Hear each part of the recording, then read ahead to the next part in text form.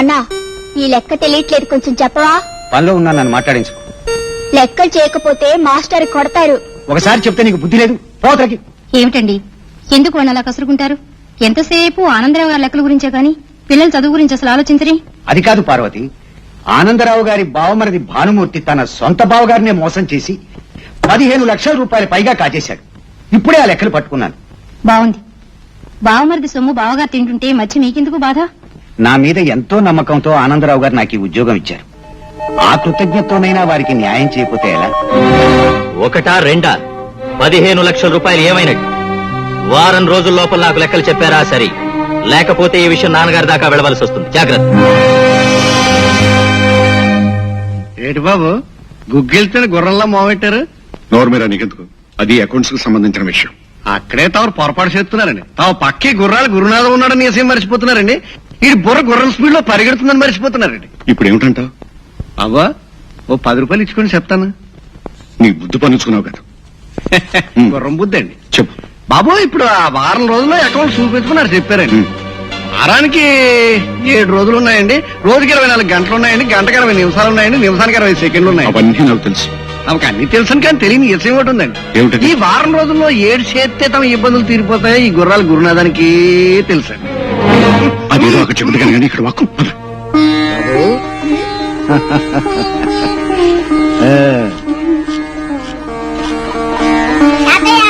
వాణి నా బంగారు కొండ.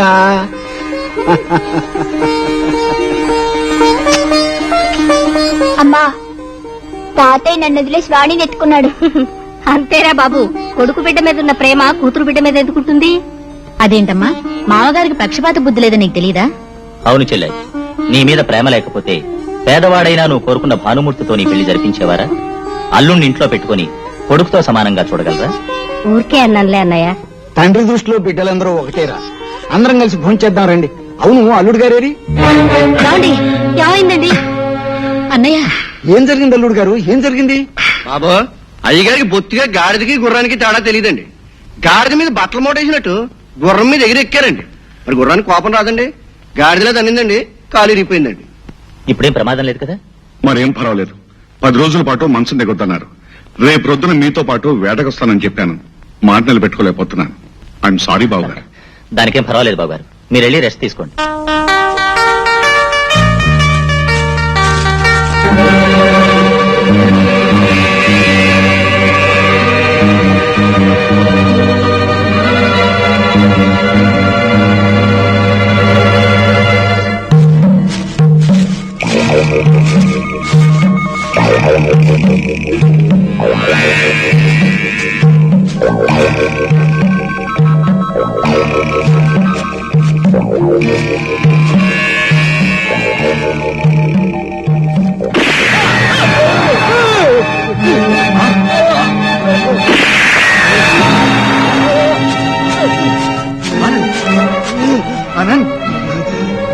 ఏమైంది?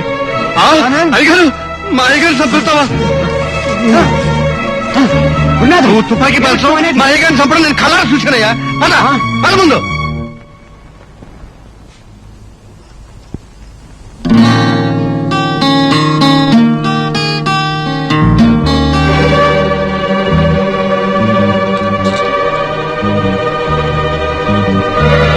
ఏమండి, ఎక్కడికి వెళ్ళారు? మీ కాలు. బాబు, బాబు రండి బాబు, రండి బాబు, రండి బాబు. వారం చూడండి బాబు. శిలబాబు గారు జరిగిన అన్యాయం చూడండి బాబు. ఎవరు చేశారు? ఇంకెవరు బాబు? శిలబాబు ప్రాణానికి ప్రాణంగా చూసుకుని ఆ ధనంజయ బాబే చంపేశాడు బాబు. నేను చూశాను బాబు.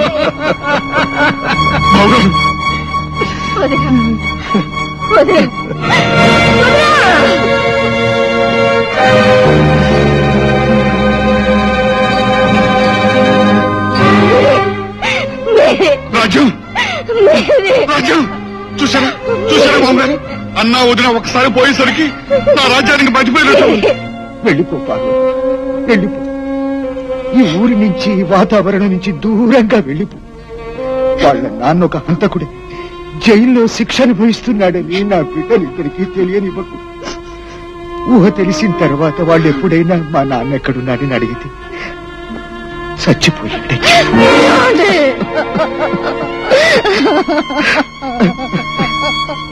అవును పార్వతి, ఆ పసి మనసుల్లో నేరస్తుడిగా బ్రతికే కంటే అదే మంచిది. వెళ్ళిపో పార్వతి, వెళ్ళిపో.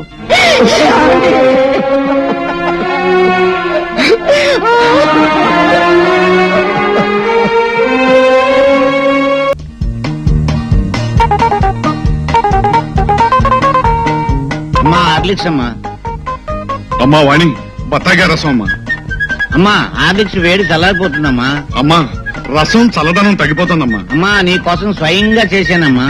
అమ్మా నీ కోసం వేలు కూడా కోసుకున్నానమ్మా. తమ్ముడు గారు, అమ్మాయి హార్లిక్స్ ఉదయం తాగుతుంది, మీరు అది పట్టుకోండి. అన్నగారు, అమ్మాయికి ఉదయం బత్తాయిగా రసమే ఇవ్వమని డాక్టర్ గారు చెప్పారు, మీరు వెళ్ళిపోండి. అమ్మగారు కాఫీ. చూడండి మావయ్యలు, నేను ఉదయం కాఫీయే తాగుతాను.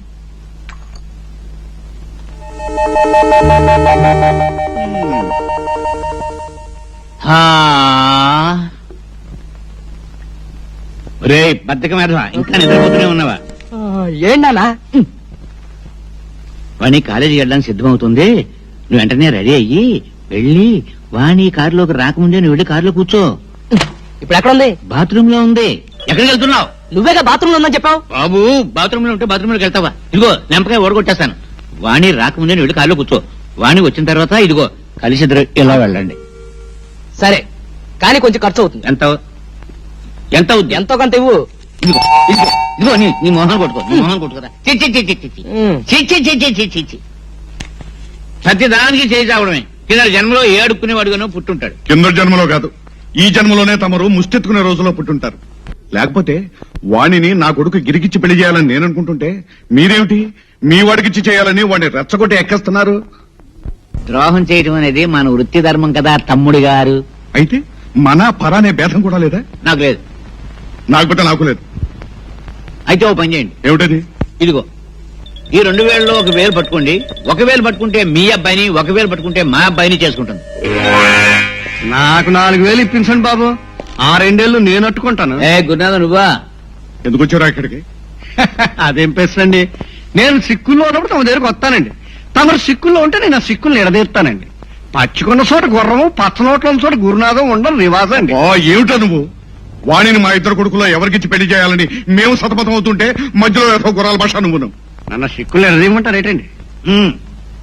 ఇప్పుడు వాణి గారు ఆప్తిని తమరు ఇద్దరూ మనం అంతా అనుభవించాలంటే ఆరిని పెళ్లి చేసుకోబోయే వ్యక్తి తమ చెప్పు చేతుల్లో ఉండి ఏదో కావాలి కదండి. అంటే తమ కొడుకుల్లో ఎవరేదో తెలుసుకోండి, ఆరికిచ్చి పెళ్లి చేసి దానికేటి. నా కొడుకు ఎదవా? చాలా నా కొడుకు వెధవ. నా కొడుకు వెదవా? నా కొడుకు పరమాత్మ. అంతకంటే చుట్టకుంటే వెదవా? ఇదిగో ఆగండి బాబు, ఆగండి ఆగండి. ఆహాహా, ఇవాళ పొద్దున్నే లేచి ఏ యదవమోహన్ చూసానో కానీ ఇద్దరు యదవల్ని కన్నా తండ్రులు చూస్తున్నానండి. నాకు గొప్ప ఆనందంగా ఉందండి. బాబా ఓ పైన చెప్పి 4000 కొట్టేయండి బాబు. రాయ్ గురునాథం, ఇచ్చినంతకాలం డబ్బిచ్చాం, ఇప్పుడు పైసా కూడా ఇవ్వడానికి వీలేదు. వెళ్ళు.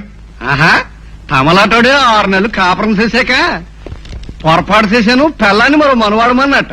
బాబా కనిపించిన కొడుకు వెళ్ళిపోతాడేమో కానీ కలిసి చేసిన పాపం, ఆ పాపాన్ని కడుపులో పెట్టుకుని ఈ గురునాథం వెళ్ళిపోయేది ఒక్కసారే జరుగుద్దండి. ఎప్పుడో అది చచ్చిపోయాక.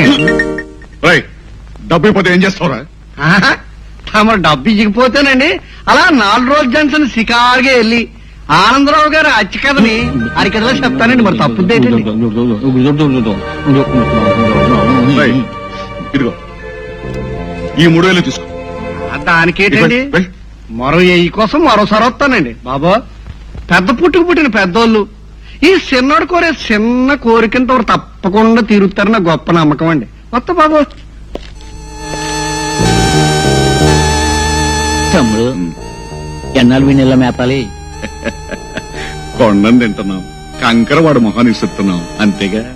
మావయ్య, నేను వెళ్ళొస్తాను. కాలేజీకి ఇంకా టైం కాలేదమ్మా. ఇవాళ తొందరగా వెళ్ళాలి మావయ్య. అది కాదమ్మా.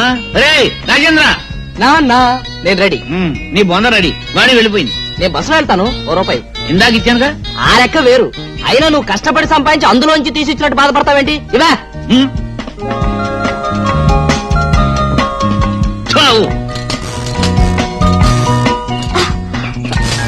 ఏటమ్మా బండి చెప్పిన మాట వింటం లేదా? డాడీ ఇది ఎప్పుడు చెప్పిన మాట వింది కనుక ఐ వాంట్ కార్. ఏంటి కాలేటి వాంతులేటి నీ భాష నాకు అర్థం కాదమ్మా. డాడీ నా కారు కొను. కారేటమ్మా, మన భానుమూర్తి గారు శ్రీరామచంద్రమూర్తి గారు గుర్రాలు సరిగ్గా ఉండాలి కానీ కారేటమ్మా విమానమే కొంటాను. నా కాలేజీ టైం అవుతుంది. ఆ? అయితే పని చేయి, ఈ బండిని ఇక్కడ ఒగ్గాయి, నువ్వు మరి పంచకాయలని ఎక్కిపో, 2 నిమిషాలు దించేస్తాను. సర్లే, నేను గుర్రాల గురునాథం కూతుర్నని అందరికీ తెలియాలా? అమ్మా, గుర్రాలనంత చిన్న చూపు చూడకమ్మా. మనుషులకి లేకపోయినా గుర్రాలకి జాతి నీతి ఉంది. వాటిని నమ్ముకున్నాను కనుక నేను పెద్ద ఉన్నాను. నీకు సేవ బట్టలేసాను, నాకు అర్థం కాని సేవ చదువు చెప్పిస్తున్నాను. ఆ గుర్రాలే లేకపోతే మా ముత్తాతలాగా గుర్రాలకు గుగ్గిలు తినిపిస్తూ బతికేవాడు. Hi uncle. ఏటయ్యా, నువ్వు నాకు చెయ్యిస్తావా? చెయ్యి. ఏటయ్యా, నేను నీకు అంకులా? అంకులేటి? అంకులు పెంకులును నాకు తెలియదు అనుకున్నావా? మా అమ్మాయి చెప్పింది. ఆ దొరలకి బాబీ వరస లేక చిన్నాన్ని అంకులే అంటారు, మామయ్యని అంకులే అంటారు. నేను నీకు చిన్నాన్న అంకులా, మామయ్య అంకులా? దేవుడు అంకుల్.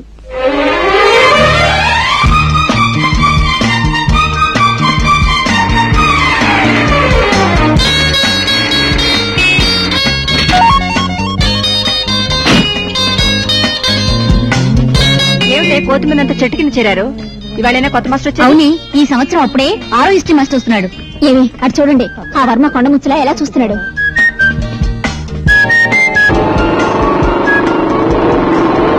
ఇంతకు ముందు వచ్చిన మాస్టర్లందరినీ బెదరగొట్టి పంపిందే కాక ఇప్పుడు వచ్చిన మాస్టర్ను కూడా పంపాలని ప్లాన్ వేస్తున్నాడు. ఇలా అయితే ఇక డిగ్రీ మన చేతి కూర్చున్నట్టే. చూడండి, మనం ఇలా నోరు మూసుకుని కూర్చోబెట్టే వాళ్ళు ఇష్టం వచ్చినట్టు బిహేవ్ చేస్తున్నారు. మిస్టర్ వర్మ, విద్యార్థుల మధ్య కలతలు ఎందుకని ఇన్నాళ్లు మీరేం చేసినా సహించాం. మీకు చదువుకోవాలని లేకపోతే ఈ సిటీలో చాలా సందులు గొంతులున్నాయి, వెళ్లి సర్వే చేయండి. షటర్. ఈ కాలేజీకి నువ్వే కాదు, నేను ఫీజు కట్టాను. డబ్బు కట్టి చదువు మీద ఝాసున్నవాడెవడు ఇలా అడ్డగాడిదలా బిహేవ్ చేయండి. వాడికి కోపం వస్తే అంత మంచిది కాదు. రండిరా పోదాం. వాణి, మాస్టర్ని క్లాస్ లో ఏడిపిద్దాం అనుకున్నా, కానీ నువ్వు అనవసరంగా రెచ్చగొట్టావు. ఇక మాస్టర్ని క్లాస్ కి రానికుండా చేస్తాను. అది చూస్తాను.